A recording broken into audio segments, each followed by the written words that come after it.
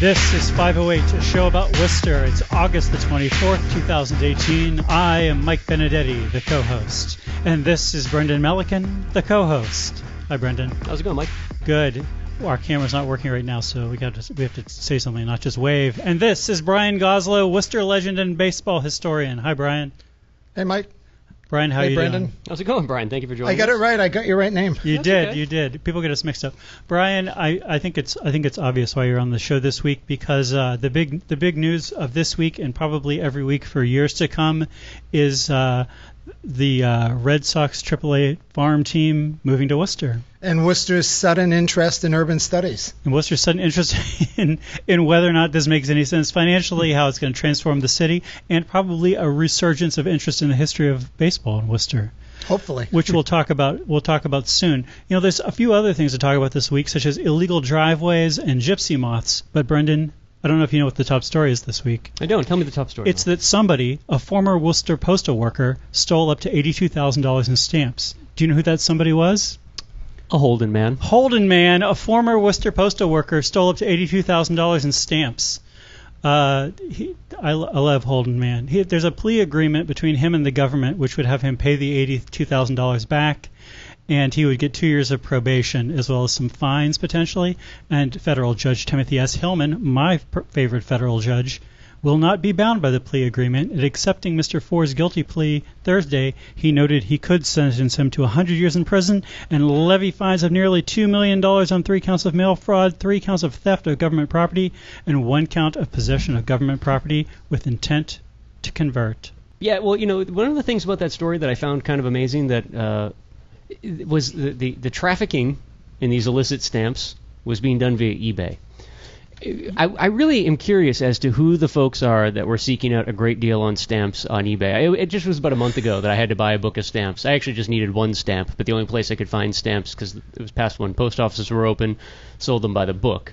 And yeah, I mean, I'm now the proud owner of a book minus 1 of stamps. Like I don't know, like where's this marketplace, Mike? It's very. I mean, I don't know. It's very exciting. I feel like I learned something about the world reading about that. So let's talk about the Paw Sox, guys. Let's talk about the Worcester Red Sox. Brian, how you doing? Excellent. So last Friday they announced that officially this was going to happen. Brendan, I have not. So people keep saying, if you have an opinion about this, people keep saying, have you read the 70-page document of it? I can tell you I've read 10% of the 70-page document of it. Yeah. I found it very lucid, but also I realized about 10 pages in that there were lots of aspects I don't understand. Do you understand this deal? No, roughly. I'm not going to claim to be an expert in it, and it's one of those things that, I was thrilled to hear on Tuesday that, that was the first thing the council asked for, is that it gets kicked back to the auditor's office. I'd go so far as to say, again, as someone who supports the overall package, I think it'd be nice if they found an external auditor to take a look at it as well, too. I've been fascinated just to hear how many economists are coming out, and I think in the right context, correctly pointing out that, it's not like a giant money-making deal, like a money-making scheme, like I think folks might believe if we're talking just the stadium. That's one bucket of information that I think really does need to be teased out in a healthy way. But more to the point that without really understanding that bucket of ins and outs financially, it becomes impossible to make sense of the other stuff, which is the things that I'm really excited about too, right? Like 350 units of housing, 2 hotels, a parking garage paid for by the state, redevelopment of Kelly Square, and an entire commercial, retail, and office park sort of development package as well. Yes. They're all dependent upon one another, but there's a lot that needs to be teased out and extrapolated, I think, for it to really be able to make sense to people, because I think probably same opinion you have. You gloss over like the fine points that you don't need an economics degree to understand, and it kind of does make sense. It does. Although there's the economists who've looked at it. I don't know how many of them have done a deep dive into the info. It does seem like the economists who are being interviewed about this close to universally say it's a bad idea. But again, I don't know whether these guys have spent as much time as the one economist who thinks it's a good idea reading the fine print. Yeah, no, and I mean, and it's an interesting kind of conundrum too, because the one economist who thinks it's a great idea is also the one economist that the city paid to do the research in advance to make sure that he was like a consultant. Right. But he's also the economist that is probably the most vocal and opposed to these sorts of projects, right? So in other circumstances. So there's, again, fingers crossed, right? Like, there's at least the possibility that unless this guy is trying to commit career suicide, because this is all he does for a living, is practice and teach sports economics, specifically to warn communities about this sort of thing, he's either trying to commit career suicide or, as a consultant for the city of Worcester, actually tried to piece together a package that might actually make sense. And I think that's one of the things, when you get into the weeds on what some of the economists who've been critical are saying. You know, the Worcester Business Journal had a nice bulleted sort of list of their arguments. They're all correct, but they're all things I actually want. Like, it was talking about shifting revenues in dollars, right? So, like, you're not going to create new money in Worcester because you've got a fixed population. It's not likely to grow that quickly. So you're just going to be taking money from elsewhere. But when you look at the landscape of Massachusetts or Worcester or the region, that's a good thing. I want to take money from Hudson. As a Worcester guy, I don't want money being spent in Shrewsbury. I want it being spent in Worcester. Yeah. I don't want. There's not a single community in the Commonwealth of Massachusetts that I would rather having dollars being spent. So, like, from that particular important bullet, yes, we're only going to shift dollars from elsewhere into my community where they have been bled from over the last 70 years due to urban decay.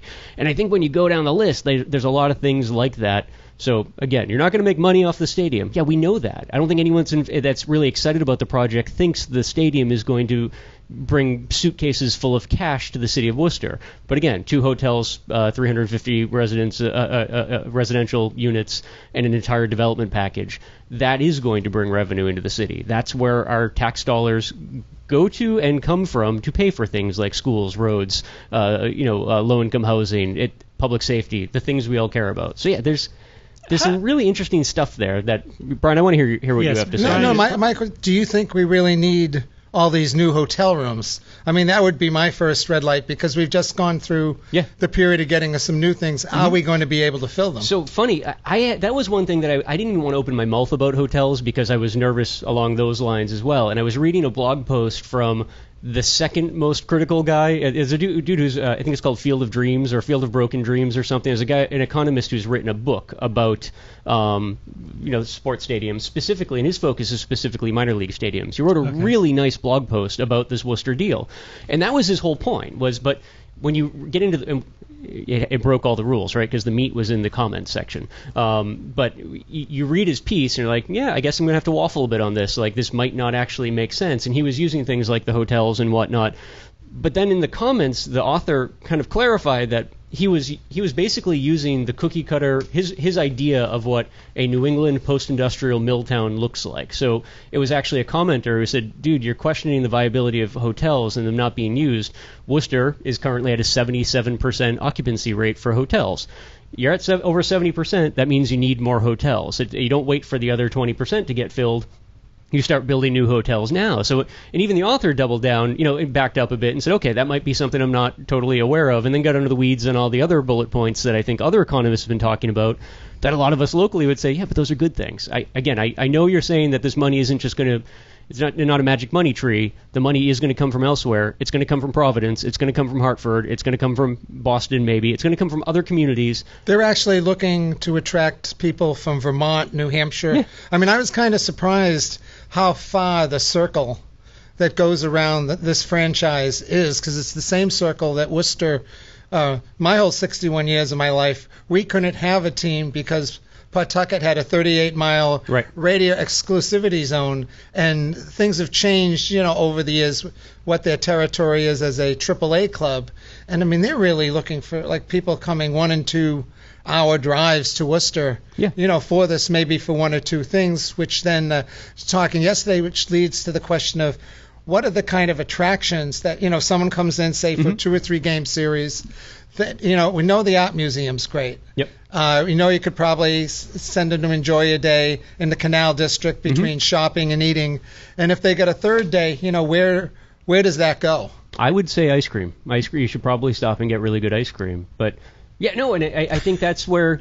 So, and it's also, I think we all kind of have a bad habit, not just with this project, but with everything, looking at individual pieces of a city that is evolving. We're not going to use the word renaissance. We're going to stay away from sports puns. But like Alan Fletcher's project down in Kelly Square, that marketplace down there when he first announced it year and a half ago, or started talking about it, it might have seemed like something you'd say, well, is that really the right spot? Is that actually going to work? Are we going to lose more by taking away the parking from the successful businesses down there? But now, after this deal is announced, now you have essentially Quincy Marketplace, Faneuil Hall, built right outside of a new baseball stadium, and it is just one more piece of a bigger puzzle that I think it's a perfect location. Now it's a perfect location. It was only a couple months ago that you'd be fair in questioning whether or not it was the right location. Yeah. Now Alan Fletcher appears to be the smartest, most forward-thinking human being on the planet. Yeah.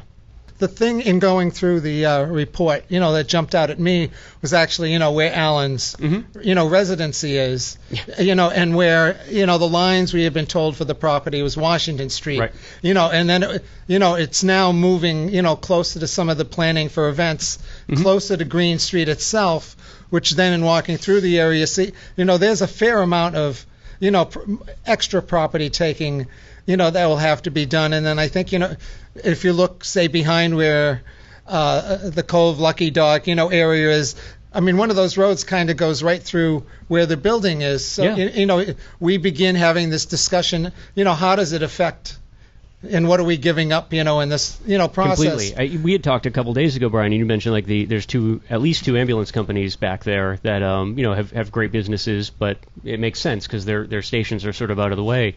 I took a walk through this morning after running some errands, and there are some weird lines there, and it's hard to tell whether or not when you look at like the overlay that Mike has in front of them and you start looking at where the red line is it just because did they put it there because that's where the street was and that was the easiest line of demarcation to hit it in Photoshop and put a red line there, or is there actually that red line like bleeding into existing buildings? And I think part of that was started to come into a little bit of clarity anyways this week when the WRA announced that they're going to be, or the Redevelopment Authority started announcing that they're going to be involved with the project too, and it fits into their downtown planning scheme, which at least opens the potential that if any property needs to be taken, that's the entity that would be doing it. There's going to be a urban revitalization plan as a result of this. Oh, you ready? Hey, all you juggalos, libertarians, eclectic change makers, and passionate Worcesterites. This is the 508 Show. We'll be back after these messages. It's an ordinary day in Worcester, Massachusetts. But wait. Look, down on the ground. It's a germ. It's a worm. It's 508. Bursting from the subterranean depths of Wormtown like the mighty Shai Halud. It's 508, a show about Worcester. Brian Goslow, you're like an expert on baseball in Worcester, right? I mean, I want to talk about your credentials before we continue. Okay, he's credentialed. I checked them in advance. Okay, I spent a good part of my life researching the Worcester's National League baseball team from 1880 to 1882 that played at the Worcester County Agricultural Fairgrounds, centered these days on the Worcester campus of Becker College. At the time, the borders were Seaver Street, Highland Street, Agricultural Street, which is now known as Russell Street, and Cedar Street. And it was a horse track, and the baseball field was inside the horse track where they also did animal dragging auctions. So if you wanted to see how far the oxen could go dragging your farm, you did it. And being the 1880s, they didn't have machinery then, so after the auction, they played ball, and you had these big holes in the field. And so the Worcesters are famous for two things probably. One is for having the name that sounds like they spent the least time thinking it up. Actually, three things. Well, and I was going to say the second thing is for playing the first perfect game in professional baseball. First perfect game in history was pitched in Worcester by J. Lee Richmond, who the previous night at 4 a.m. was drunk off his behind, rolling down hills in Providence. He barely got up in the early afternoon, hopped a train to Union Station and then a trolley to the fairgrounds, and then pitched the first perfect game against Cleveland on June 12th, 1880. And Worcester was really lucky in this one because the next day a Buffalo pitcher also pitched a perfect game. Oh.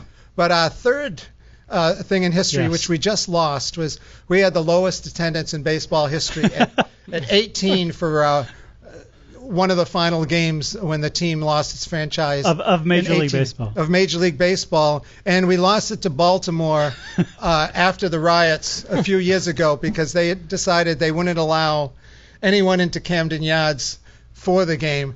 Now, I think with 18 people, I mean, my feeling at the time was there's a lot of people, I think, who spent a lot of money, sponsors, season tickets, who probably had gone to every game in Camden Yards. So I refuse to believe they didn't allow people didn't sneak in there. That, they didn't have them up in the boxes. But for whatever reason, especially now in a world where social media works so well, I emailed all the writers for Baltimore, all the writers for the Chicago White Sox, to just say, can you tell me for sure that there's no one responded, to this question, for whatever reason. So at least for the time being, we lost officially. So let me ask you. But I'm going to answer your question. Oh, okay. I don't know you asked my credentials, young man. Oh, your credentials. Please go ahead. No, so I was a Worcester State Urban Studies major, so I did a term paper on the Worcesters using research from the Cooperstown, the Baseball Hall of Fame. Spent about 2 months going through every microfiche for 5 years down at the Worcester Library, and then I did a follow-up for the Mass Historical Journal where we have to basically explain where every source of information, came in. So I went down to the Philadelphia Library to check out the rumors that Worcester had become the Phillies, which it's more, the league just said, Worcester, get out of here. Troy, get out of here. New York and Philadelphia is a lot bigger. And if you can find a good enough team to play, we'll give you some exhibition games in response, which never really happened. But after I got the thing in the Mass Historical Journal, I packaged it up to the Baseball Hall of Fame as saying, this is... this is the definitive history. This is the definitive history, and they sent me back a lifetime member of the National Baseball and a nice little letter. And so if you contact Cooperstown, they'll send you a copy of this. But I'll send it to you free if you send me an email. And we should also mention that on the campus of Becker College, there's a monument to the first perfect game that has the mighty words of Brian Goslow engraved on it. And I feel like this speaking of things that baseball fans coming from out of town might visit in Worcester, maybe that monument. They definitely do. I bring all of my first-time guests to Worcester to see the Turtle Boy and to see that monument. And I believe that the owners of the Paw Sox are already on the case about a baseball history-related thing. They were in Worcester yesterday and at the Historical Museum, so they're already they're looking to do something very special and unique, as Worcester, makes this entry. So the fact that they're already here, I think, is a good sign. This is one of the parts of this, what's happening now, that I find really, really interesting. So I'm not a big sports fan. Really couldn't care that much about baseball as a whole. I've got some really good personal memories tied to the sport, but it was just never my jam, really. But I feel as though a lot of the folks, when we're talking about the stadium construction, it's being painted in a way that it's almost like we're risking destroying some aspect of our local culture, our local history, or whatnot. The reality is that there's a thread of narrative that starts basically with the point of origin with baseball that is very uniquely a Worcester story. And it's not just like the small anecdotes you were describing from like the perfect game. I mean, you go forward a couple decades and you've got like the missing years with Babe Ruth in town during Prohibition. Basically you keep going off, Mike. Living at the Hotel Vernon. It's there is a history with this here in Worcester, and it's an important history that I feel like we haven't, for whatever reason, continued telling those stories enough for people to really appreciate how deep and rich Worcester's connection with baseball as a sport is. And we do have to grab, because there's key parts of it where Boulevard Park, which is, right where Max Diner is. There's, still some old Shrewsbury Street residents in the 80s and 90s who will tell you about seeing Connie Mack there and, a Babe Ruth or Ty Cobb. They don't have many years left, and it's a story that's got to be gathered before it's too late. I remember as a young kid, my great-grandmother, who lived in Webster at the time, but was a Worcester native, and she lived a very long life. The time frame that I'm describing now, she was probably in her late 90s, and I was probably around 8, 9, 10 years old.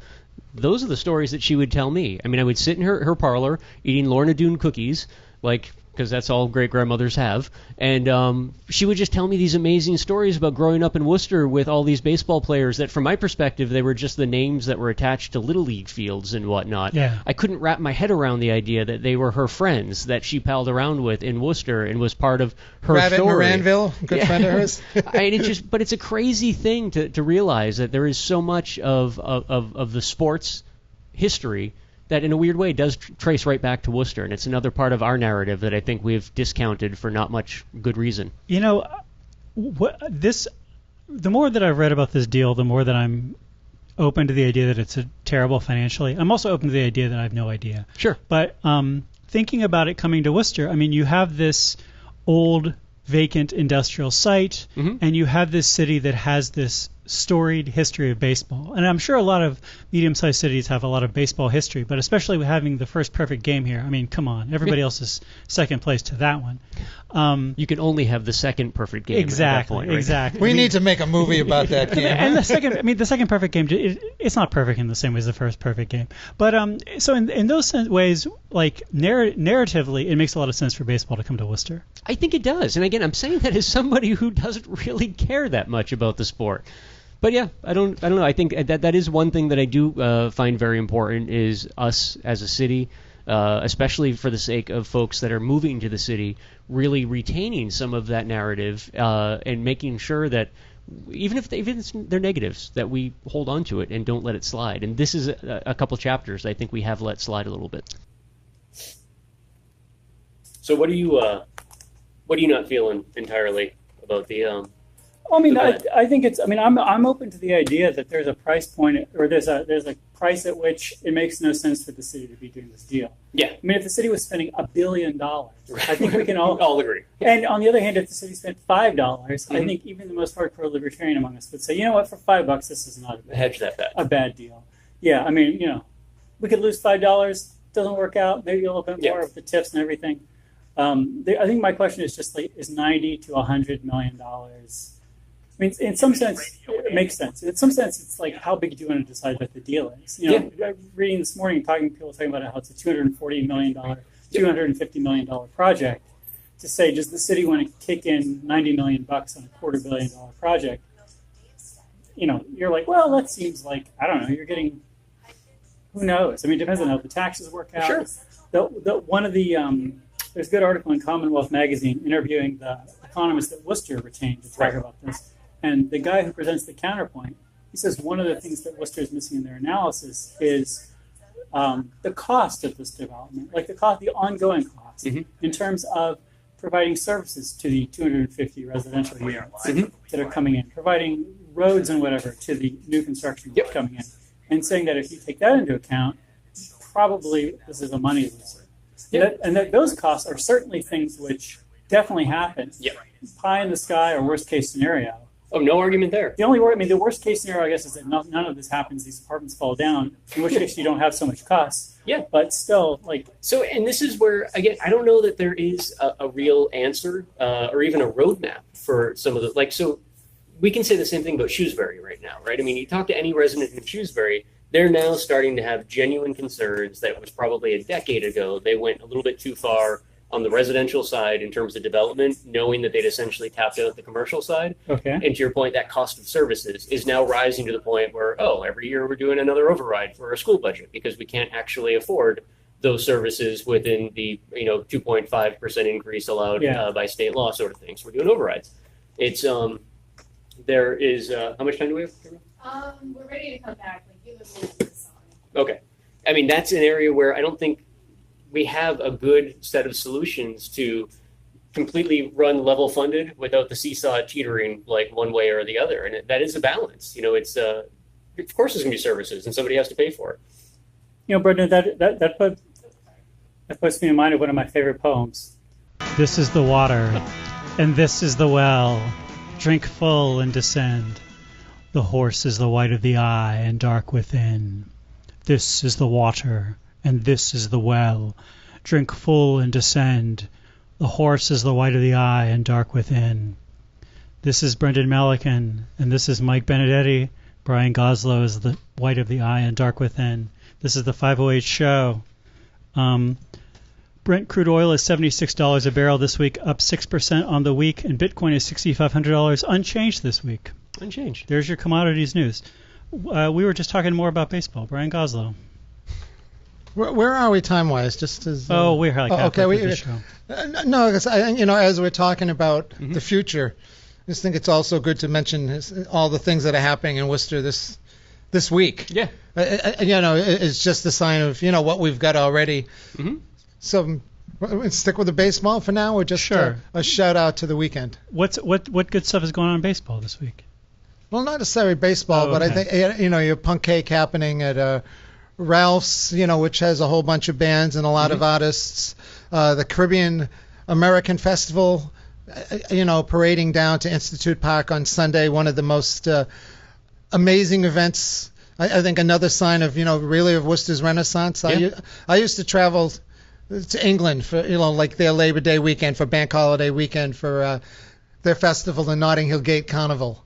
And now, it's 4 or 5 blocks away from my house. I think, we're really, really, lucky with that. And then, on LaGrange Street, you got the, all the artists that are showing at the Craft Center right now. Don Hartman and Rob Sandegata and Louis Freire and Scott Boyillard. Their band is going to be, playing over there. And Powwow Worcester's having putting their products on display over at Wormtown on Sunday afternoon as well. So you too can have a slime green Powwow Worcester hat. There you go. The big powwow festival is coming up, Brendan. Yeah, it's starting basically rolling right into Labor Day weekend. Yeah. That's very exciting. Are we talking about it on next week's show or this week's show? Well, we can talk about it next week. We'll talk about it. We can talk about it whenever you want, Mike. No, I just, it's important mentioning, these things because they have made Worcester appealing.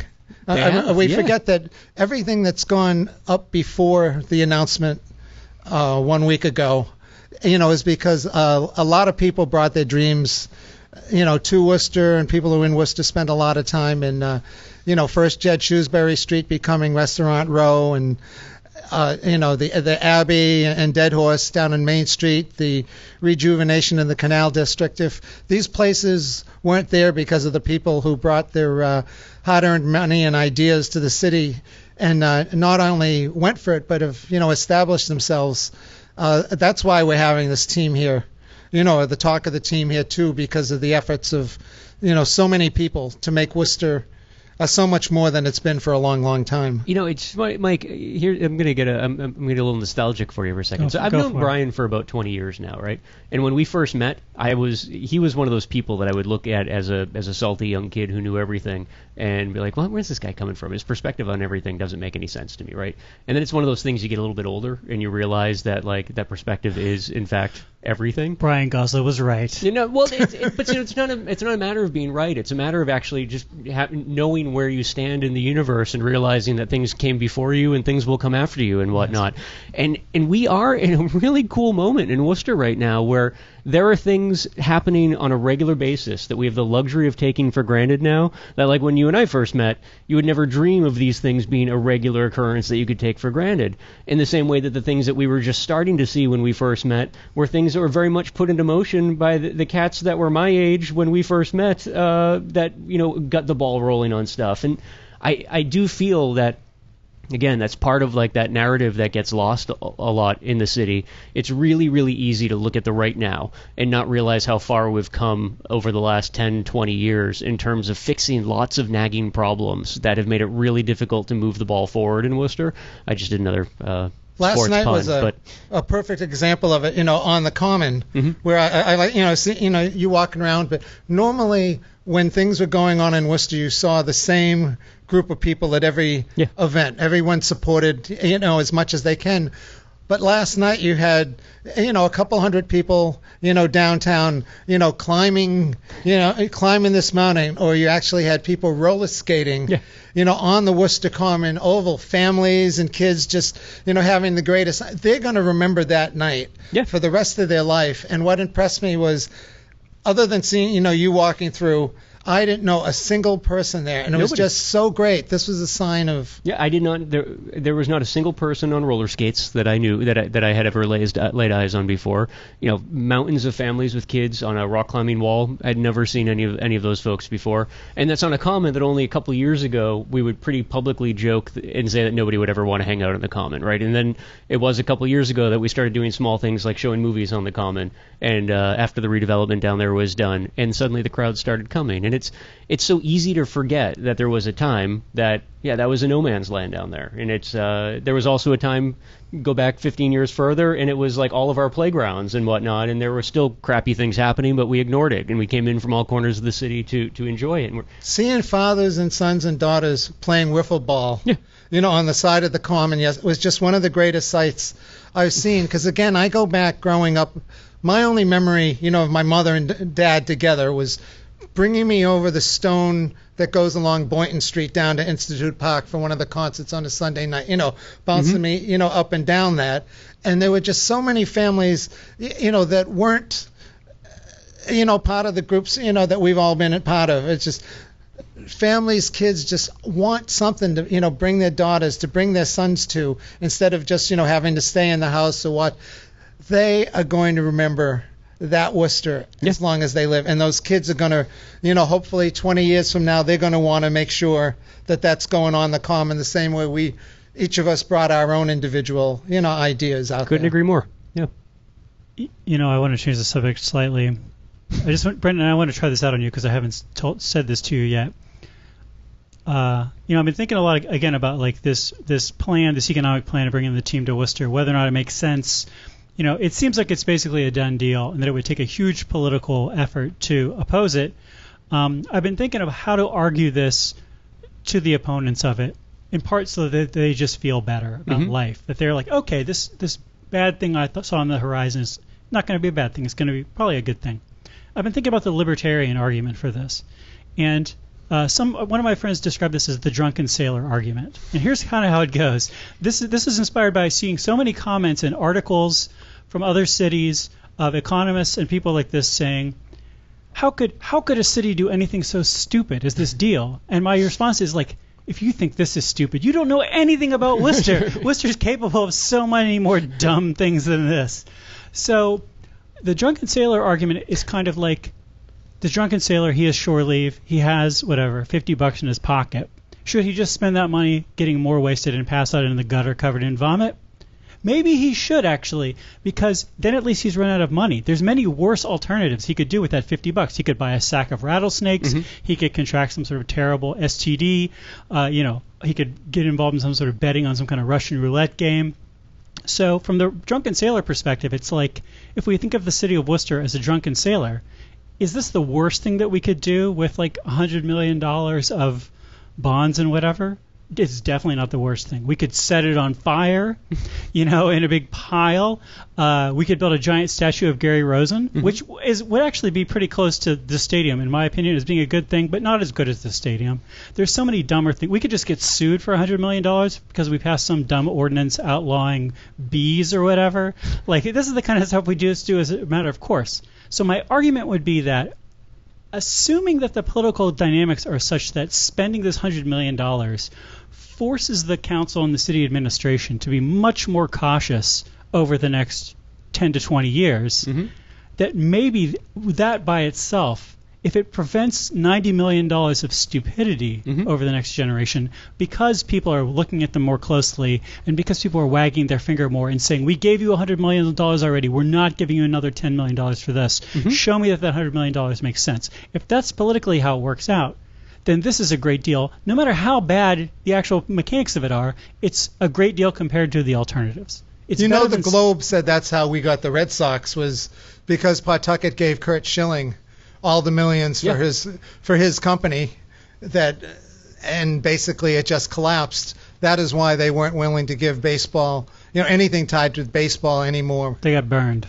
Yeah, they got burned really well. That's it. I mean, 38 Studios is the argument. It's the argument that you're making, Mike. It's that you have you're going to have a level of oversight on everything that happens within the administration at City Hall that has not been seen probably since the Centrum was built, now the DCU Center. We haven't had that many, I mean, we haven't had really a lot of big capital development projects that were tied so intimately to the city that it really required a kickstarting from the city. So like if the mall, the Centrum, and now this, from my perspective, would be the big three that we've had that have been, a municipal bonding package, and you've got at least a generation in between each one of those. There's something to be said for the sort of divisiveness that comes within a community from that, and then the amount of forced oversight that goes into play as well, because nobody wants egg on their face when it comes to a spending package that big. I like this idea. How many more minutes do we have? We have a ton of more minutes. I don't think any of the local businesses, starting with Polar, who's purchased the name of the park, would be making these investments just as, I want to have baseball here. They've got a pretty major investment that they've, gone through as well, that they're seeing in this. And I don't know, an awful lot. And, we had the benefit of, having talked. When I listened to you two last week, and this is why I really wanted to just, join in. And I think, you said you had a lot of questions at 1:45 last week before the meeting came on, and then as you went in, a lot of the things that were addressed and announced suggest, that the city's done a lot more due diligence and I think research that I think goes into a lot of things. I don't think they made this announcement until almost all the questions, other than the unknown of what's underneath the property, the stadium and the hotel would go in is under there. That I think they've really looked to answer all those questions and have at least already anticipating question 1, question 2, and question 3. This report is really well written, the 70-page report, and that sort of already preemptively goes after my biggest objection to this, or the one that I would have picked up. If this report was badly written, I would have said, how do they even know what they're doing? But no, the report's well written. Although there is a line in here, or there's a paragraph in here that I feel like should give us pause, Brendan Milliken. Hit me. Per the LOI. What is LOI? Per the letter of intent, the relocated team name shall include Worcester, and the ballpark identifying signs and signs branding the ballpark shall feature the word Worcester. The ballpark will be designated to incorporate the unique characteristics of the Canal District and Worcester as a whole. And then the next paragraph. The ballpark will look, feel, and be Worcester. Underlined. Do we really want it to look and feel Worcester? I think we're kind of going the opposite. Larry That would be our aspiration. Larry Lucchino added, and smell like Worcester. That was. But you know what I think is actually yes, that we can laugh at that, and we should laugh at that. But I think there's something in there, and I didn't really even notice it until Brian mentioned it to me while we were talking last week. You look at even the rough mock-up that they have, and yes, folks, we understand that there's not going to be giant billboards that say signage on them. That isn't the intent. mock-up's hilarious. But if you look at the general vibe of the mock-up, it does actually kind of look like a small Fenway Park. And I think that's the important takeaway here, is that we've just gone through a round of development in Worcester, predominantly hotels and residences downtown, that I think anybody should be able to look at and say, that doesn't really fit the characteristics and the architecture of an old New England city, right? Yeah. Like their aluminum panels and what have you. Fenway Park is one of those things that, like, you can't ever get rid of Fenway Park. You're going to have to keep bringing in the old masons to keep repointing the brick, because it is Boston, right? Like, Boston looked like Fenway Park when it was built, and it continues to look, at least that area, like Fenway Park, because it's just such a massive thing. I think we've got a really interesting opportunity to build a stadium that does fit the kind of architectural charm that anyone that's from like the West Coast and comes to New England for the first time, and their jaws hit the ground first because we have basements, and they can't understand why we have we build our houses over holes in the ground. But then too, because there's just this novelty to materials that you don't see in other parts of the country that actually makes sense. Like a nice Flemish bond, Mike. Nobody appreciates the nice Flemish bond when it comes to brickwork anymore. And, what are you talking about? Oh, Flemish bond is the way you take bricks so they're like sort of askew and they center over each other. That's that's the reason why our brick buildings last so long. This is 508 Worcester's Libertarian Voice. We'll be back in a minute with more. You kidding me? You've never heard of the Flemish bond before? I don't know anything about bricks. So yeah, it's like when you look at what makes our brickwork kind of cool as opposed to just like a facade put up by somebody who doesn't know what they're doing.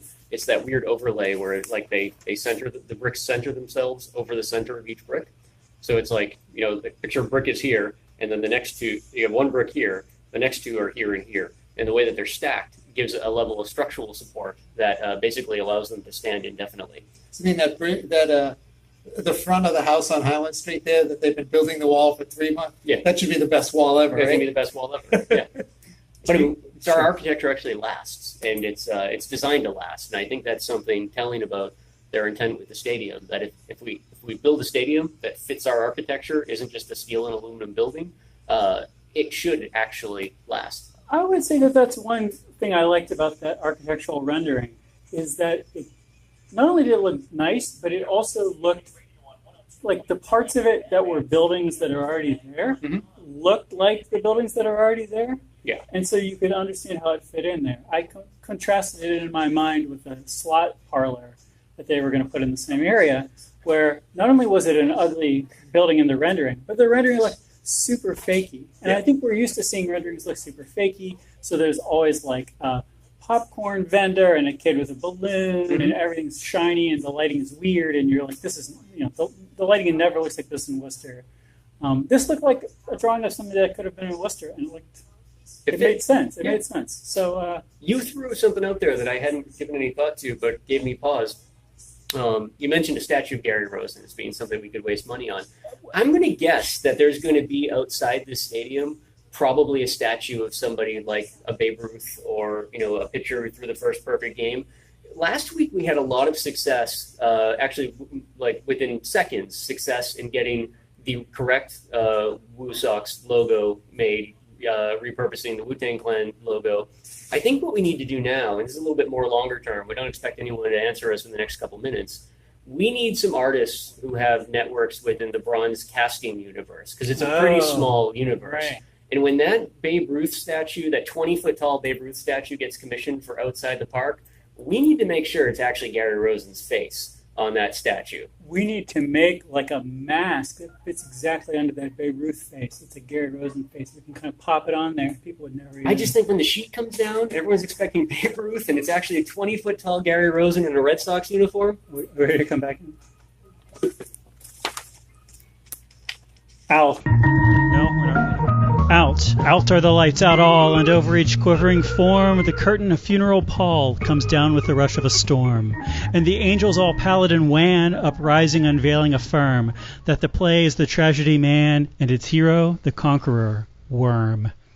This live from the hidden depths of Wormtown. This is 508, a show about Worcester, with proud Wormtown resident Brendan Melican, proud Wormtown resident Brian Goslow, and proud Wormtown resident Mike Benedetti. Do you guys want to talk about baseball more, or do you want to talk about other things on the city council agenda this week? What else you got? I'd like to hear what else is happening in the city. Sure, I can tell you what's going on with the agenda. We got a little zoning thing. We got some boards and commission stuff going on. I'll read the boards and commission stuff. Carl Foley will be appointed to the Worcester Airport Advisory Committee.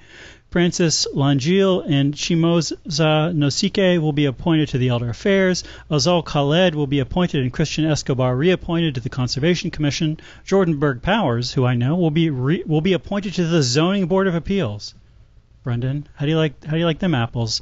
The council will vote on whether or not to reappoint Amanda Gregoire to the Advisory Committee on the Status of Women. I assume they reappointed her, but I didn't pay attention. We got some privatization. They have an item on there approving some of the powwow stuff. The council approved another $7 million part of the Blackstone River Bikeway. This is a chunk along McGrath Boulevard. Mm-hmm. Some more sort of petty stuff around marijuana in Worcester. An item that I would title, "Seriously, stop making your own driveway. Don't make me come over there." The city administration is coming up with an ordinance that will stop people making their own driveway, thus chunking away chunks of street parking or causing conflict between street parkers and the rogue driveways they are blocking. Here's a letter about this from John Kelly, Commissioner of Inspectional Services. I'm going to read this and you can interrupt me whenever you get bored. Currently, the city of... I already got through 3 words. Currently, the City of Worcester zoning ordinance restricts parking within the minimum front yard or exterior side yard setbacks in residential zoning districts, but does not include any regulations that prevent parking within the front yard areas that are beyond the minimum setbacks. For example, the minimum front yard setback in the RL7 zone is 20 feet, but if a house is sited further back from the property line, parking would be allowed between the house and the front setback line. Further, there are no regulations concerning the amount or arrangement of parking in front of a residential property. An additional consideration is that the current zoning ordinance does not currently limit the amount of paving or impervious surface. I'm bored, Mike. Anyway, I mean, like basically they're saying we need an ordinance, but in part it's because people can already, as long as you're not within 20 feet of the curb, you can already park. My sense is that this is about a bunch of people parking within 20 feet of the curb. I don't know. Yeah, no, I get it. We talked to Gary about this one, and I sympathize with the desire to not have people just having their own amateur construction projects in front of their house. But you know what? People are going to park wherever the heck they want to, and you're not going to stop them. You're just going to have one more ordinance in the same way that, people have chickens everywhere, and we did nothing on that front too. We still get apiaries everywhere. If you think Gary Rosen's not going to be able to stop them, you don't know Gary Rosen. You haven't seen this. Yeah, you haven't seen him in his true bronze cast form. And they're approved this Woo Sox thing this week. They're having a couple of meetings. They're having one at Crompton Collective next week and one in the council chambers. Yeah. So public meetings. Mm-hmm. And I guess the options are that the council can say, do not do this. Mm-hmm. That it's unlikely, it's impossible that the council can say renegotiate any part of this because the negotiations are so complicated. Right. And it seems unlikely the council is going to say don't do this. Like, besides Connie Lukes, I mean, a lot of the councilors have said things like, we're really responsible people and we're really going to give an adult look to this. Yeah. But it seems like the only person so far who's been kind of grouchy about it has been Connie Lukes. I've heard a couple people say that. I'll be honest. I've been carrying around with me it's on my phone. Unfortunately, I can't pull it up because you're using it for camera work here. But there's a great photograph of Councillor Lukes at the announcement. She was holding the bottom left corner of the giant watercolor, and Smiling it was the first time I've seen her smile in 17 years. Oh, I'm not saying that Connie is against this. I'm just saying like nobody's even slightly positioned themselves as being the voice of skepticism, except for maybe Connie. Right. Over under on the next week when the vote is whether to accept or not, and that someone holds it up for a week. Do you think anyone would dare at this point? That's a tough one because that's a good question. Yeah, if they're going to, they better be willing to go all in because slowing things down, I don't see there's much of a political win there. Because I know, talking with people the past week and talking with Phil Palmieri who did an awful lot of work towards bringing baseball into the community, said the most important thing is that shovel needs to go into the ground as soon as possible to keep the momentum going. Yeah. And that if it goes, a month or two, we lose that momentum. We possibly lose a few months that, we can start getting that ground turned over and getting things in place. Yeah. We just got to get this baby done. No, and I think it's also keeping things moving because this is one of the things I've been torn with over the last week, right? You've got so many folks that are upset for any number of reasons. There actually doesn't seem to be a lot of overlap in why people are upset. There are small columns of... There's a lot of reasons people could be upset. Totally, that's what I'm saying. I'm not being dismissive of the upset. I'm just saying it's not like there's one cohesive thing. Like the stadium must be fuchsia. Like there's not like one thing that you can point to that people are upset for. And there's also... Don't give Mike an idea. There's also a bit, I think, of concern or anxiety around the type of financing package that's being used, which, it somehow lends itself to the idea or conversations that, like City Manager Augustus has $100 million under his mattress and he's deciding on our behalf how it will be spent. Even the whole idea behind a municipal bond is a pretty complex financial instrument and whatnot. There's a lot that needs to be fleshed out and discussed.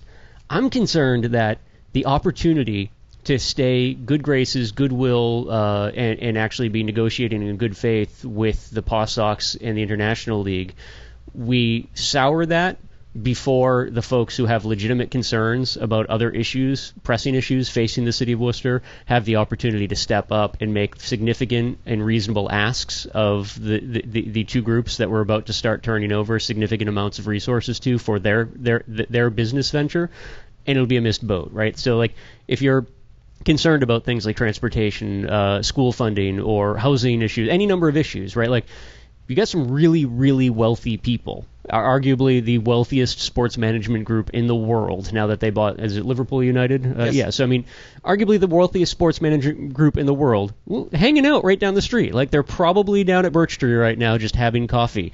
And, like, I haven't seen any armed guards around them, or not many, right? Like, now's your opportunity to actually walk up to somebody who has billions upon billions of liquid capital and say, hey, maybe you could help us out on this front, and I'm not going to make that big of a stink about that thing you're going to do down the street. That people should be saying, like, we're not going to hold this process up assuming you kick some money, kick a little bit of money towards the schools, kick a little money towards affordable housing. Just in good faith, not like not everyone get in line for a handout, right? It's not like the city winning the lottery, but it is a negotiation, and a lot of the intricacies are done.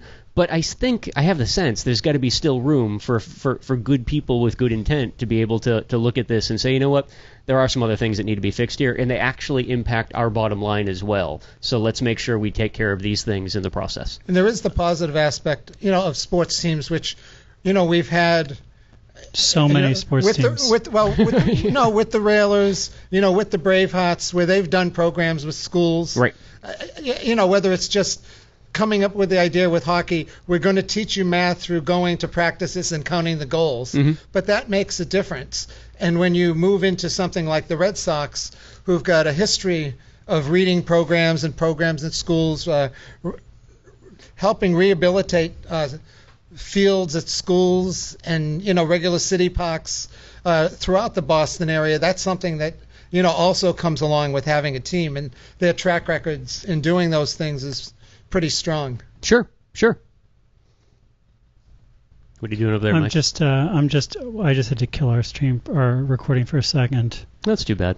Well, in any case, yeah, I mean, I guess I know this is one of those things that people hate, but realistically, right, it's your options are, if they're binary, nobody likes to sell out, but buying in ain't always the worst thing in the world. There's a lot of interesting stuff on this council agenda that is connected to this whole turbulence in Worcester. We have an item on here about Councillor Rosen wanting to see another bike sharing operation come to Worcester, especially one that uses a docking system. We've got Councillor Muriel Carlson asking about the city's administration about whether the diocese can actually sell the Our Lady of Mount Carmel parcel, the potential being that it was originally granted by the state with the understanding they weren't going to sell it. Mm-hmm. We got an item on here where Councillor Bergman would like there to be a line on your property tax bill where you could donate money to a Worcester Preservation Fund. These are sort of like very interesting and smart things around changes in Worcester that seem a lot more interesting and smart than like things that were on this agenda 5 years ago. Last year. Yeah, maybe even last year. No. Yeah, it feels like people are rising to the occasion at least a little bit. Yeah, no, and I think there just isn't room to be full of self-doubt when it comes to the city anymore, and I think that has now made its way well out of the realm of well-intended people working in the city in various community groups or in arts groups or whatnot, and it has finally penetrated into the administration in City Hall, where I think everyone always did have a great deal of pride, but always were somewhat cynical, or at least questioning the idea that we could make big leaps forward and not just stay in a very consistent trajectory. Those big leaps are kind of happening, and I think the things you just rattled off, it's not like they're going to change the world, but over time they have a significant impact. And they are very forward-thinking concepts that are being kicked around on a pretty regular basis in City Hall. Well, thanks everybody in Worcester for making the city cool. Thanks to Brian Goslow for making the city cool every day. Thanks also to Brendan Malikan. I'm going to try to make the city cool in the coming week. I'll see if I can figure it out. My name is Mike Benedetti. This is 508 on Unity Radio, and we'll talk to you next week. Bye-bye.